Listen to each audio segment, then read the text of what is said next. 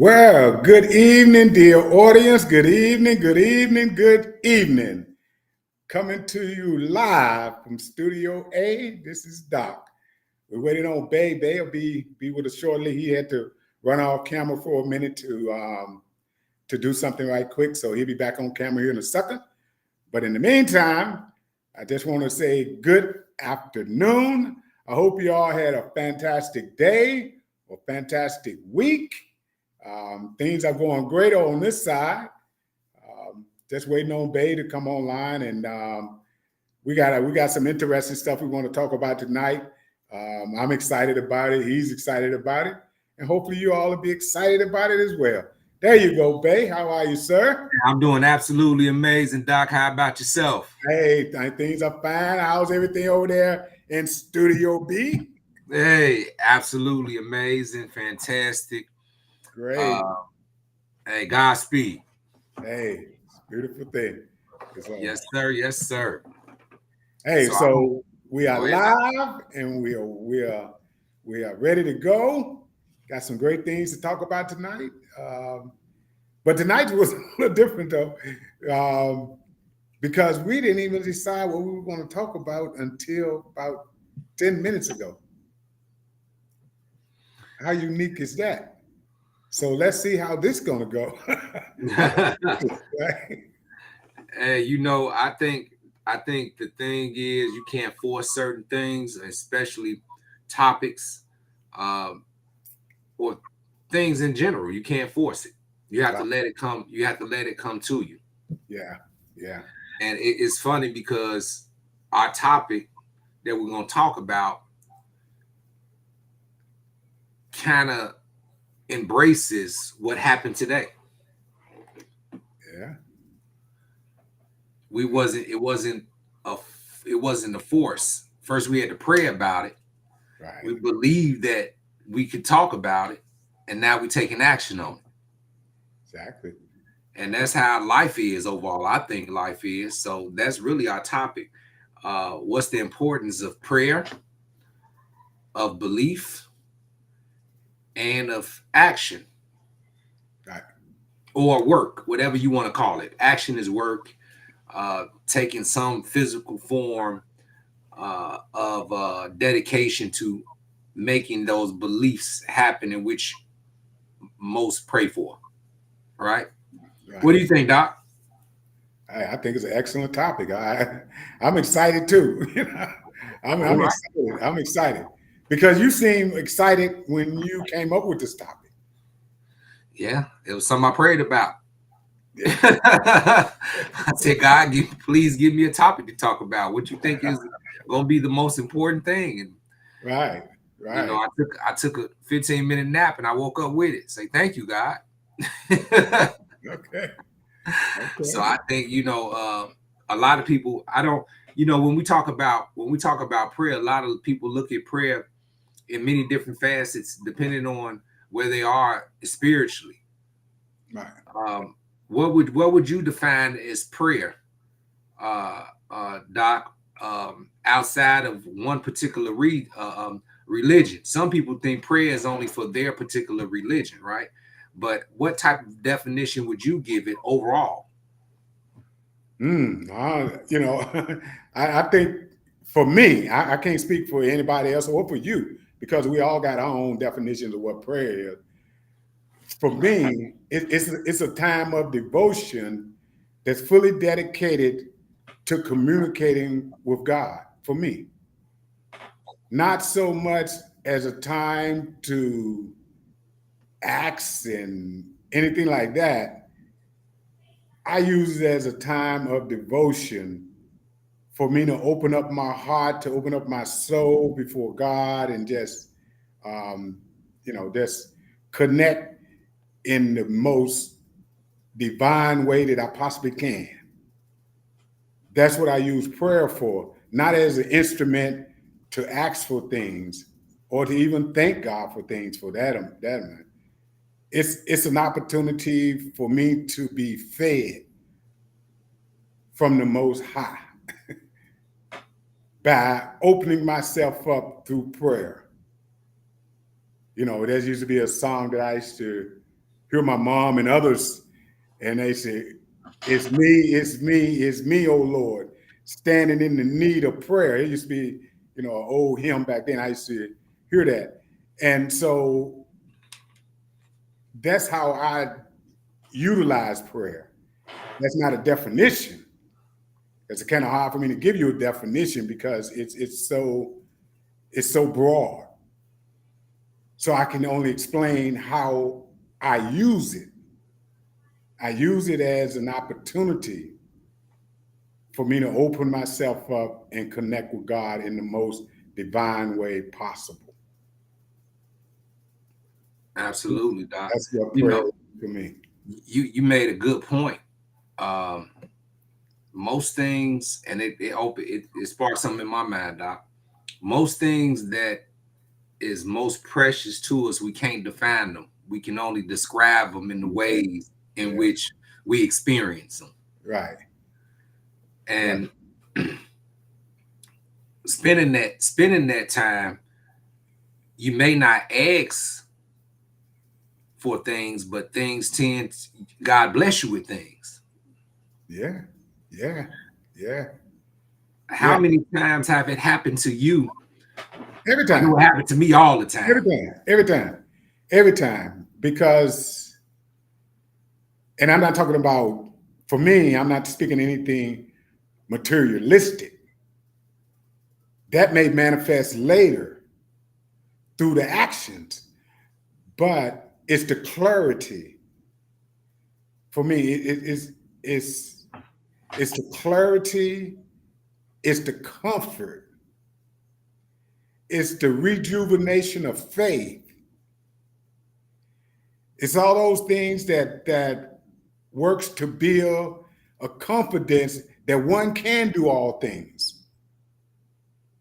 Because the energy that you connect with,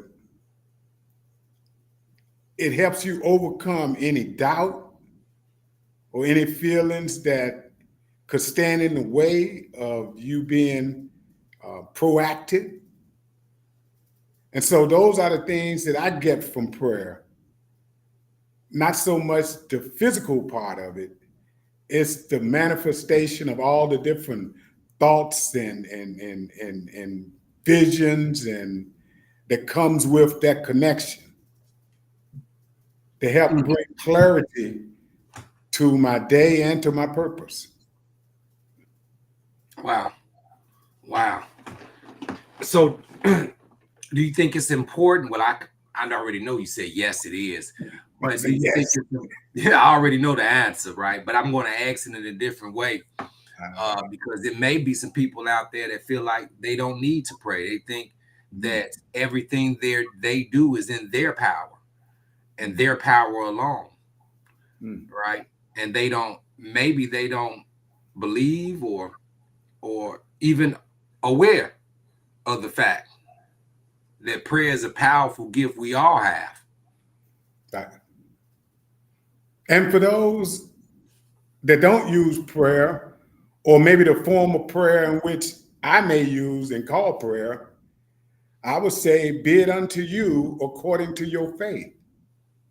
Because your faith may not require that you pray, or prayer may not be a part of your faith, but be it unto you according to your faith. You may use something else to connect to God versus prayer. It doesn't have to be prayer. It's the connection, whatever. That's why I say I couldn't give a definition of prayer, because it's much broader, because there's various things that one may do that still can constitute prayer. Because prayer is not, to me, defined by one particular act. There's many ways one can show devotion or prayer that has nothing to do with what one may verbally say, right? So I would say to them, be it unto you according to your faith. Whatever connects you to God, one may call it prayer, you may call it something else, but as long as you are still being fed, as long as you still have that connection and that feeling of security when it comes to knowing that you are in God's will, then whatever you use to connect, be it called prayer or whatever, it's that is not the bigger issue. The bigger issue is that you connect with God, however you do it, right? Yeah, Be it absolutely. unto you according to your faith, whatever your faith is, and whatever that requires you to do, then be it unto you according to that, right? Yes, sir. So with what you saying that it brings up another question that I don't know if other people may have this question, but when you talk about belief, which comes first? Do the prayer come first in a life, or do the belief come first? Because some people don't believe, they have to believe before they pray. And some people just naturally pray, not believing until whatever they're praying for, praying, or God they're praying to empowers them or get some type of experience. Right. But everybody is born with a measure of faith. Everybody is born to believe. A child is born to believe that their life would be sustained by the mother, or in some instances, the mother and father. So they are born to trust because belief is born out of trust. So once we start trusting God, then we start believing. But you first have to trust. And so we all are given the ability to do that. Because if one can't trust, one can't believe, one can't connect. So we all are given the ability to believe that because we all believe in one thing or another. Everyone that breathes under God's Son believe in something. Believe in something. We don't know what everyone believe in. Everyone don't know what we believe in or what I believe in. But we all had ability to believe, and we all believe in something. And we all believe that there is abilities that we have that comes from something. And most of us connect us to God. Some don't, but most of us do. And most of us find strength through a comfort that we have that there is a God. That there is a God. Mhm. So, I mean, And how that you brings us to the action, right? Because if you believe, you trust, you believe, you pray, you take action, then it puts you into this cycle of doing it the same thing over and over and over to build the foundation or build upon the dreams, the aspirations, the yeah, belief, the faith, all good things. And two is your time. yeah, yeah, yeah. So how do we put this into business? How would you put let's break it up into two parts.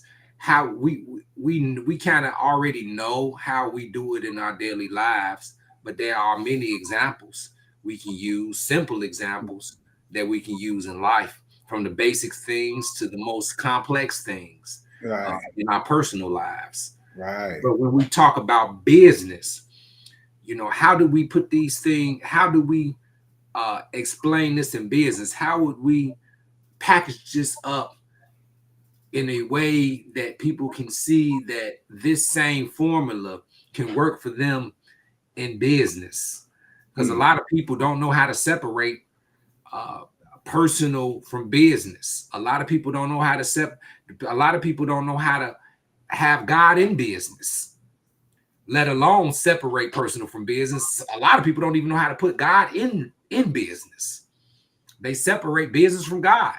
But I'm just happy. I'm just happy and grateful that we don't, right? Hmm.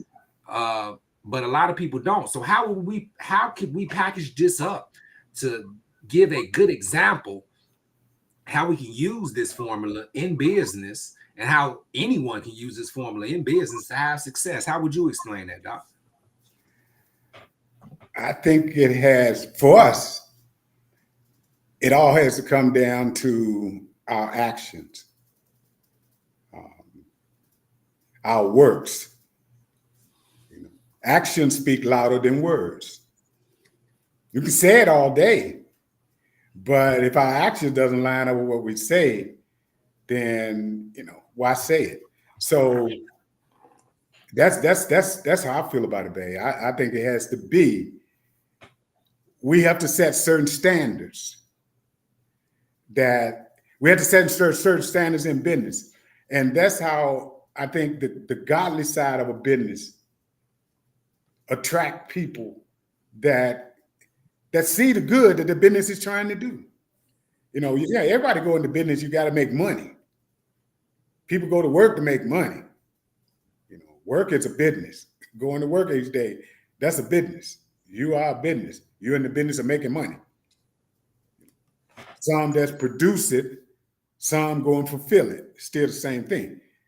But the principles of fairness, treating people with dignity and respect, making sure that the conditions that one work in is fair, that pay is fair, that people are actually getting what they're paying for if they're a consumer and buying products. All of those things that has to do with morals and character and principle. And so any business should have those as some of the foundational pieces. Is that godly? I'm not trying to equate that with God. I'm just saying that's just right. Right? Yeah. So And I think that's the reason, Doc. I think that's the reason that a lot of people don't know or try to separate God from business, because they feel as they don't want to make others feel like they're forcing God upon them, right, without them doing what they naturally feel God wants them to do. So if me and you, for example, if me and or you and someone else is doing business, or me and someone else is doing business, and we're handling business, and I see something's wrong, and that wrong situation is against my principles, against my morals, then I'm going to speak up for that, because that's not godly. That's not the right thing to do overall, right? In business or in personal life. It's just not the right thing to do. So we're going to speak up on it, and that can't transpire. Right. Just can't, right? But some people in business, they wouldn't say anything depending on who that person was, because they don't want to forfeit their chances to make money. They don't want to forfeit that other person's chances of the whole business collapsing, right? So that's how I'm looking at it, Doc. Like what you just helped me realize that the reason why a lot of people keep God out of their business, because they don't want to put themselves in a situation to forfeit their business, or where they have to be looked at as a hypocrite. Yep. Because it's hard for you to make billions of dollars and your workers can barely pay their rent and keep their utilities on. That's a hard one to be able to bring any type of explanation for, especially if you standing on principles that are supposedly godly principles. So, because I don't think any of them would want to be treated that way. So, I think that's kind of hard for some businesses. So, a business say, look, I'm in business to make money. Whatever I can do to, inflate the bottom line, that's why I'm in business. And if I can deliver a product or service for the least cost possible and make the most profit possible, as long as it's within the law, then that's what I'm in business to do. So that puts you in a position where you borderline greed, operating out of greed. So you don't take other people interest in hand when you operating like that. So when you bring the spiritual element into it, the spiritual element should activate your conscience. And if your conscience has the right morals in it, then your actions will be right. But it's only going to activate what's in your conscience. If your morals are not good, then your actions won't be good. But one would hope that when you bring the spiritual element in and it activates one's conscience, then you bring a more fair opportunity to consumers as far as pricing or delivery of service. That's why I think the spiritual element is so important, because it helps keep the morals inside of business. Because if not, if there's no morals, where there's no morals, I can assure you there's going to be greed. If there's no morals, there's going to be greed. And that's why we deal so much with in society today, because of the lack of morals. And where there is no morals, there's going to be greed. And in business, you have the opportunity to operate and act on greed. Price gouging, or the selling products and putting one weight on the package, but actually, so it's things like that business do and get away with sometimes. And the only thing can self-check them is their morals. But if their morals ain't good, there's not enough watchdog agencies out there to oversee and bring oversight to scrupulous activities. So that's why the spiritual element is so important in business, because it helps bring the moral element back into business. And without that moral element, it's going to be greed, right? And so that's why we do so much on this side to ensure that we put God first, because we are human too. And we too can be tempted. But as long as we know we keep God in it and keep the Spirit of God in everything that we're doing and operate on the principles, the spiritual principles, then that will combat us as mere mortals from being overtaken by greed. Because everyone that's overtaken by greed, they didn't get into business with the mindset of greed. A lot of them got into business to truly help people and to create opportunities.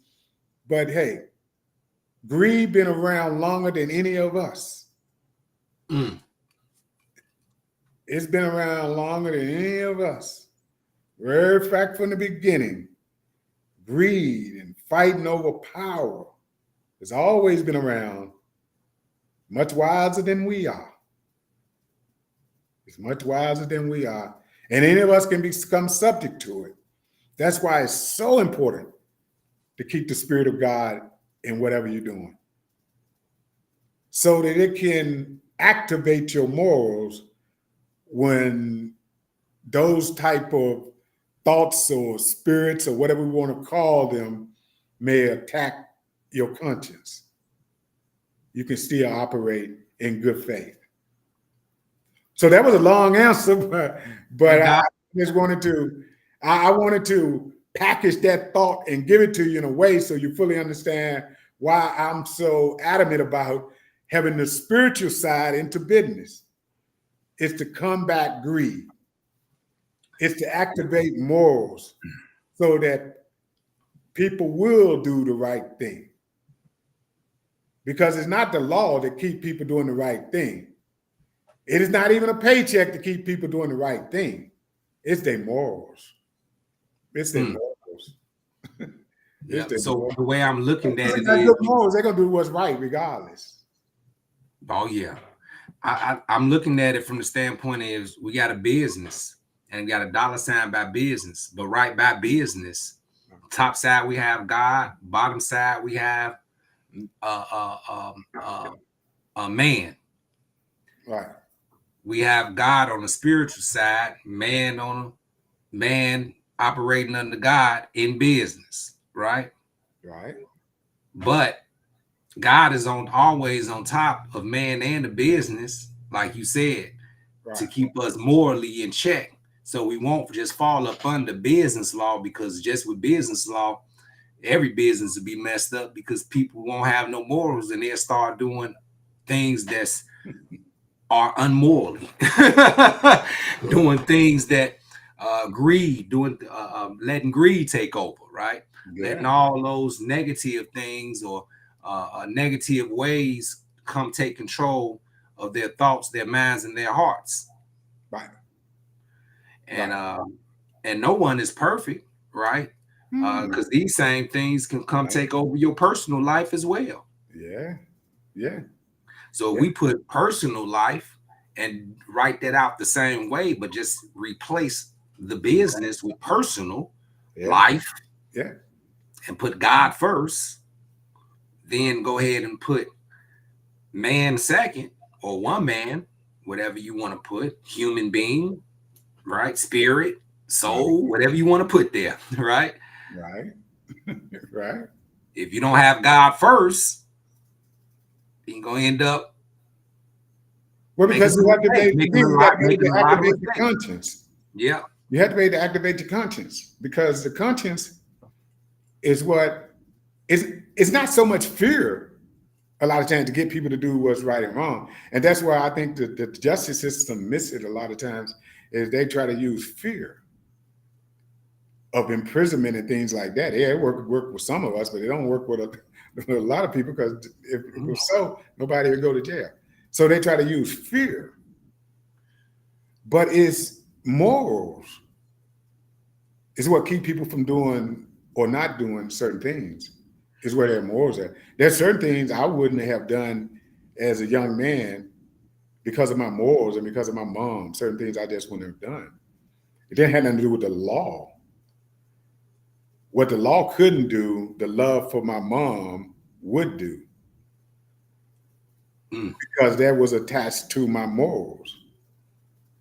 So what the law can't do, morals can do. But morals can only be activated by the Spirit. Only be activated by the Spirit. So when a person morals are bad, their actions typically are bad. But when a person morals are good, then their actions typically are good. And so what we try to defend against is a person's morals being compromised. Because when you put people in positions where they have to look at survival versus morals, then they will always choose survival over morals. I was just thinking that, Doc. Yeah. I was just thinking about that, because you said because the primitive side will come out of all of us.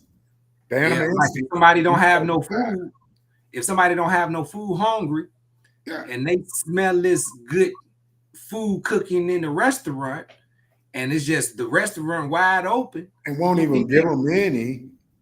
Yeah, they're gonna run in and they're gonna get some food. They're gonna run in. People, and they would say that person was wrong, but the person in the restaurant just as wrong. Could have gave them something. But again, you know, we say crime, but why? You know, sometimes, again, morals go numb when survival is on the line. One puts survival over morals. So, crime, a lot of it is connected directly to the lack of opportunities for survival. Mm-hmm. And with on the business, when you said like it's God and then it's man and then the business of the business is to create opportunities for the people. And in doing so, you make revenue as much as you can without compromising the welfare of the consumers that's getting your goods or your services. But you make as much money as you can. In business, make money, but you do it in the right way. But you create opportunities. That's the purpose of the business, is to create opportunities, because when people have more opportunities that's obtainable, then less people, morals need to be compromised because of lack of the needs that they have or lack of for survival. So when people have a lot of opportunities, they're able to survive at a much higher level. And so that's the purpose of what we're doing. We are opportunity machine over here. Create some opportunities for people, right? But opportunities that's attainable, so that people don't have to compromise their morals. Because So now you just said something. Their morals because they didn't have what they needed. If they didn't have what they needed, they wouldn't have made some of the decisions they made. I wouldn't have, you wouldn't have, none of us would have. But survival will always override one's morals to a certain extent. I mean, there's certain things that one ain't gonna do, period. And so I don't want to say that meaning anybody do anything. No, I'm not saying that at all. But I guess the audience get the gist of what I'm saying. If we create more opportunities for people, then we will have less people fighting just to survive, which would mean there would be less people needing to compromise their morals or doing things that they normally wouldn't do, because there's an abundance for everybody. So that's bringing a spiritual element into business, so that business create opportunities so that people don't have to compromise their morals for the lack of. Do you think those people, some people, a lot of people, can't get out of survival mode, and them being in survival mode takes their trust away, so they will continue to do things that's not morally correct? Well, I don't want to speak on anybody like that, because I can't speak that. Well, I'm just saying on just on a broad question, just a broad question. Let me make it personal then. Let me speak just about me. Let me make it personal. When you feel you have certain potentials, first God-given abilities or what have you, but you feel as if you always hitting walls, and sometimes it can affect your confidence, or no matter how hard you go at it, you only get so far. You can never cross that threshold to where you're in that dreamland, that land that you dreamt about as a child. But it seems like sometimes it can be so far away. So yeah, you start looking for shortcuts. I did. I looked for some shortcuts, because it's like I started so far behind everybody else. It's like Minnie was already on second base or halfway to third base, and I was still in the dugout. I hadn't even come up to the plate yet. So when you feel like you start that far in the hole, you feel like you gotta run from home and miss first and try to run straight to second to try to catch up with everybody else that's so far ahead of you in society. And so therefore you look for shortcuts, and at the time it's not about morals, it's about survival. It's about catching up in life. It's about putting yourself in a position in life that you are, having some of what you feel you're deserving of. But that's when the spiritual side kicks in and activates your morals. And you say, no, it ain't worth it. I just need to do it God's way and trust God's way. And that's coming back to, do you trust or do you believe? Because if you trust God and you believe God and you trust God's way, then you just follow God's way and do what's right. Even though it was easy to compromise your morals. I have been faced with those opportunities. Sometimes I failed, sometimes I didn't. But my hope is that I can help create enough opportunities for others where they never have to compromise their morals. See? Yeah, I think we got that in common, Doc, because there's been a lot of times that I felt like I've been overlooked or shunned because I was doing the right thing, or you can't do it that way, but it's the right thing to do. But that ain't how you can't do that because this business got to make money. We won't make no money if you do it like that. But it's the right thing to do. Don't put God into it right now. You got to put your pocket into it right now. Right. Right. And I will echo you on that, Doc. If anybody ever felt like them doing the right thing can hold them back or have been holding them back, God holding you back from doing the wrong thing. You're absolutely right. Yeah. Right. Absolutely right. God is holding you back from doing the wrong thing because it's something much greater for you. And I am a testimony. Doc is a testimony. And some of you all are testimonies thus far because you're here right now. Because he could have did the wrong thing, and that wrong thing could have cost you your life. Yeah, because I mean, in life, it's like for every choice you made, you had a counter choice that you could have made. For every good choice you made, you could have made a bad choice if you wanted to. Every time you made a choice to help somebody, you could have told them no. Every time you made a choice to say something kind to somebody, you could have said something derogatory. Every time you took the opportunity to hold the door open for somebody, you could have walked in and let them hold it for themselves. So for every time you took the opportunity to do good, you could have did evil. Mm-hmm. We all had that. We all have those opportunities. So in life, what's important? Let me package this thought. Give you this thought. In life, we all are the recipients of what somebody else did, right? We all eating the fruit off of somebody else's labor. We out here doing this tonight because somebody discovered the internet. You know, we drove a car today because somebody discovered how to make a vehicle. So we all are the recipients of what somebody else left in the earth for us.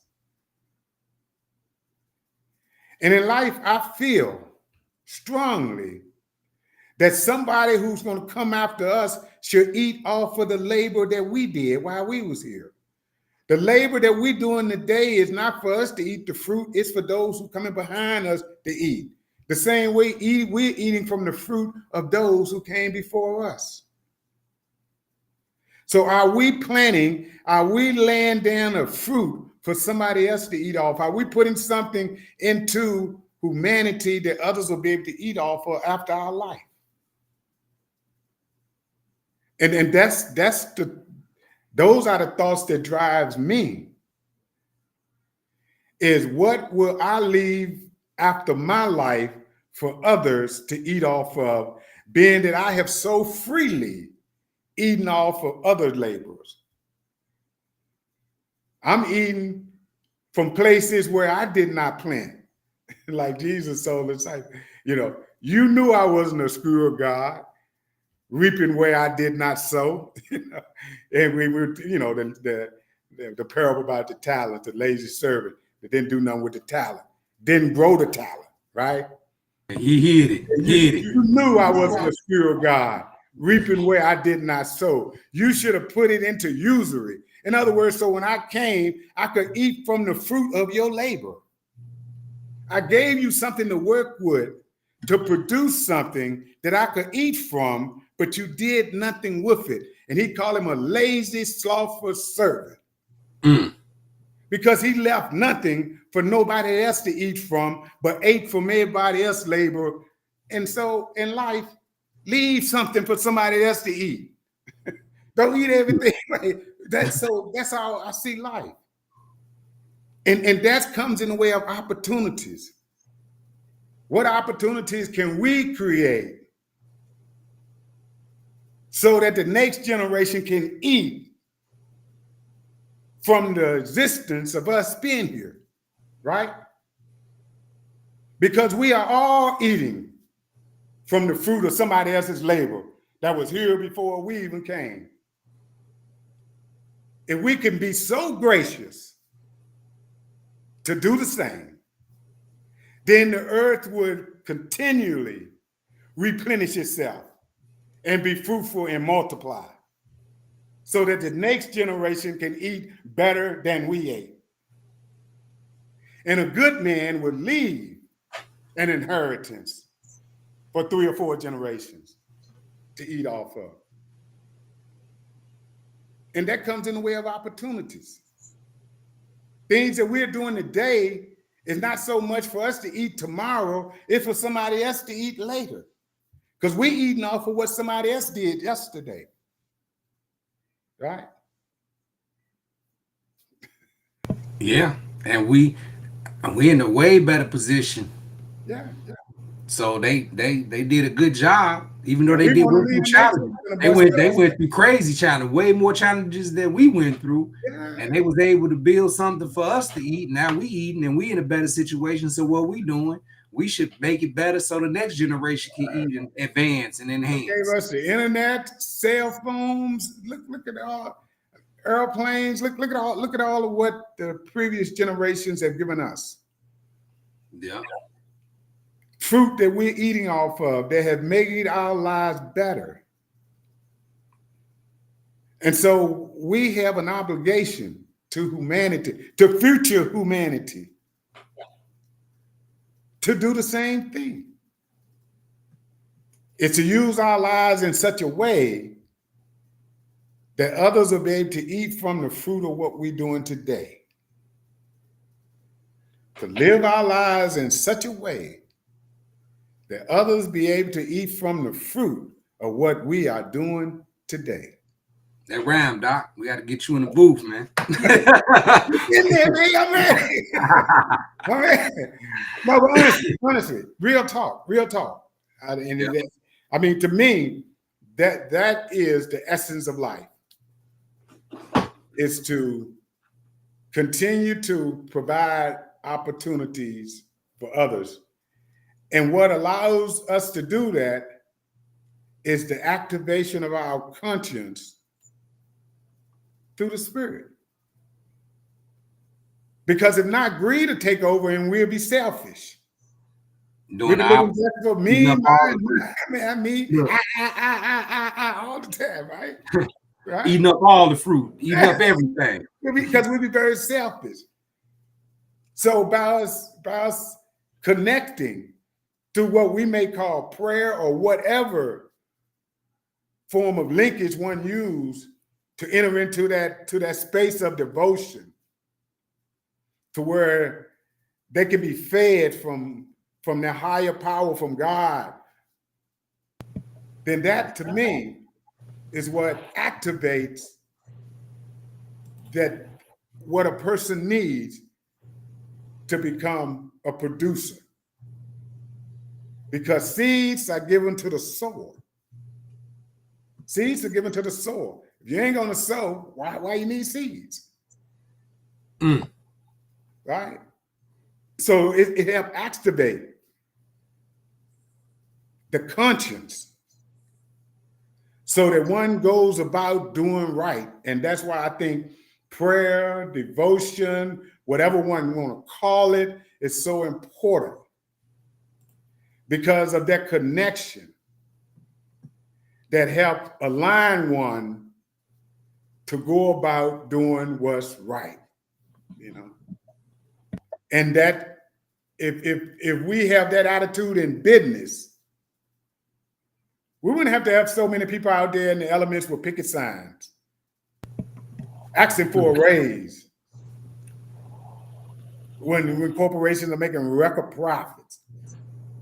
It's those type of things that happens as a result of greed. And again, the only thing that's going to combat greed is morals. You have to want to do what's right. It ain't no law going to keep you doing what's right. You have to want to do what's right, and that has to come from one morals that's in line with one character. But the only thing can activate that, it's the Spirit of God. Without the Spirit of God, the conscience of man is dead, severed with a hot iron. The only thing can activate it is the Spirit of God. And well, we got to put that in the book, Doc. Huh? We got to put that in the book right there, in our mental book, right? Okay. And, greed, and good morals can't live in the same house. That's greed, right? Because greed, I'm telling you, greed is intelligent. Greed been around from the beginning. Greed know how to compromise with you and get you to compromise your morals. That's why you don't play with greed. You know, certain things in life you don't play with because hey, they too good for you. Don't mess with that. They smarter than you. It's like 3-card Molly. You're gonna lose. Don't mess with it. Don't mess with it, right? Don't tempt greed. You're not gonna be greed, right? You're not gonna be greed. Don't fool with greed. Don't greed will get you every time. And I have you feeling greed. I have you feeling like you know everything. Like I got it. I done figured it out. Justifying it. Yeah, justifying it, right? Yeah. Yep. And then after greed gets you, be like, man, I knew better. I should have listened to it's really your conscience. But you always say, man, I should have listened. I should have just went with what I felt. And then what you felt was your conscience. Yeah. Your morals telling your conscience, hey, conscience. Morals talking to conscience. Hey, conscience, tell this fool not to do this. He ain't listening to me. Conscience come telling you, try to tell you ain't listen to conscience. Conscience go back to moral. Ain't listening. Got to learn. Go ahead, greed. Do your thing, greed. They'll be back. You got this time. That's why we forever got to always allow God to drive the ship of hidden wealth, right? Yeah. And it's a good thing, you know, that we submitted to that because we wise enough to know that if, you know, outside of the Spirit of God, one can be compromised very easily. So, and then you know, I'm very, I guess I don't want to say. Well, I say it this way. It's because I know we're going to create a lot of opportunities for a lot of people. We're going to create a lot of opportunities. But the thing that I'm more proud of than just the opportunities is the opportunity that we have, not the opportunity that we're gonna be able to present to others, but the opportunity that we have to set an example. Not just for our citizens, our dear citizens, but for other businesses. That you can do what's right and still make a decent profit. And still, you know, so you don't have to operate in greed. So to me, that to me is the most exciting part, is that you and I and the rest of Hidden Wealth, the citizens and all of us, we get to set an example. We get to set an example how we all can work together in harmony, sharing the best of ourselves with each other, ideas and knowledge and things that we have, sharing the best of what we have, because the most precious thing one can share in life is knowledge. Information is the most expensive thing that you can get in life, is knowledge. But we get a chance to set an example.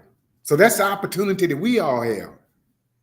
That's the greatest opportunity that we can have, an opportunity to be a representative of God before millions and millions, on how communities can work together in harmony, sharing ideas, sharing energy, encouraging one another, supporting each other, uplifting each other, and doing it all just because we like each other. We like each other. We really like people. We like people. We like people. Our drug is to see other people smile, happy, and enjoy. Yes. That's our drug. Yes. And so even though we can create and we're creating opportunities, we're going to create a lot of opportunities. It's the opportunity that God has given us is the one that I'm most excited about. And that's the opportunity to be an example. An example that, I mean, to have that bestowed upon you, I mean, that's a great badge of honor to wear. Yeah. And that's what we all have in Hidden Wealth. All of us, we are examples of how to work together as a unit in harmony, and we see it in the blessings of God, how people's lives are getting better, lives are changing, and all of this is happening right before our eyes, you know.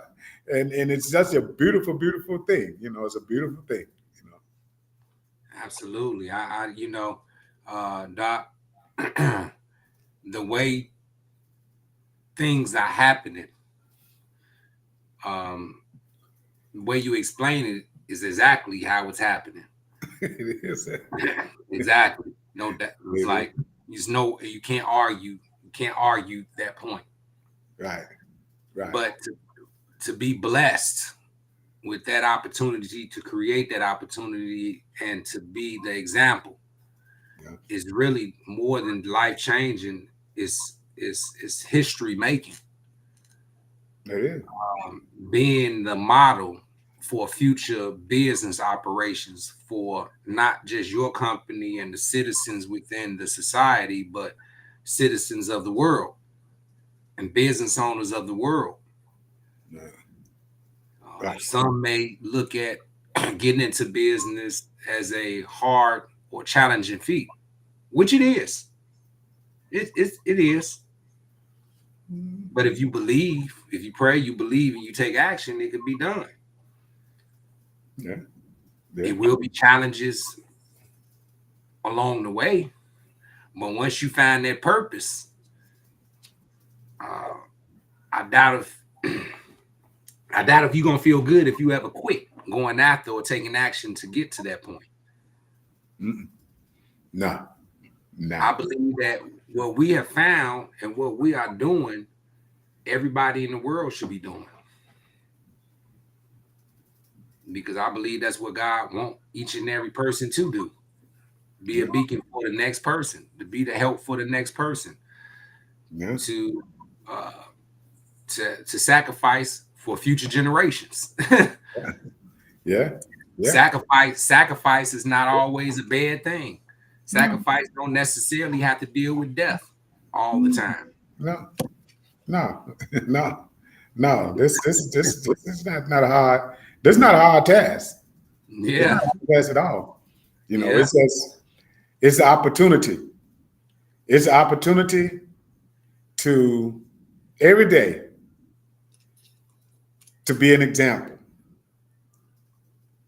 Whether or not you're the business owner or the owner of your business, your life, which is your business. And every day you have an opportunity to be an example. And that's what, you know, again, that's what excites me, is that every day we have an opportunity to be an example while creating opportunities. But we have an opportunity to be an example of what right looks like inside of the walls of a business. You know, what rights look like inside of a society of citizens. And it starts with how we treat one another. That's where it starts, with how we treat one another. Do we treat each other with love, respect, and kindness? Because if we do that in a small circle, it tends to grow out like a ripple in the water. It just ripples out. And that's what we do here. We treat each other with love, respect, and kindness, realizing that we are all equal, that, you know, no one is better than the other. We all come with our good and we all come with our bad. And none of us perfect, but we all have something in common. And that is, we want to do something good and we want to receive something good. We all want good to happen to us, And we all won't be able to do something good for somebody else. Well, guess what? God wants the same thing. There's no doubt about this, Doc. Man, time that flew by, Doc. We got less than 5 minutes left. Oh, wow. Yeah, Oh, wow. yeah. I had fun. I had fun. Good. I did. I had fun. You know. Yes, sir. So you have any closing remarks, Doc? No, other than well, I always, you know, I'm a big mouth. I always got something to say. But no, I just want to echo what we were just speaking on tonight is that, you know, the greatest thing that we can do in life is to create some opportunities for those who are going to come behind us, the same as that we are enjoying the fruit of those who came before us. Leaving something in the earth that humanity can eat off of. Just whatever that may be. That may be a kind word sometimes you say to someone. Sometimes you can just say to someone, hey, you know, I like those shoes you got on. And it may just brighten up their day. Just little seeds like that you plant into people's lives. Sometimes it can be just looking at someone who may having a bad day and just a smile. Make it change that person's whole outlook for life for that day. Where we have those opportunities, take advantage. Take advantage of every opportunity you have to make somebody else's life better.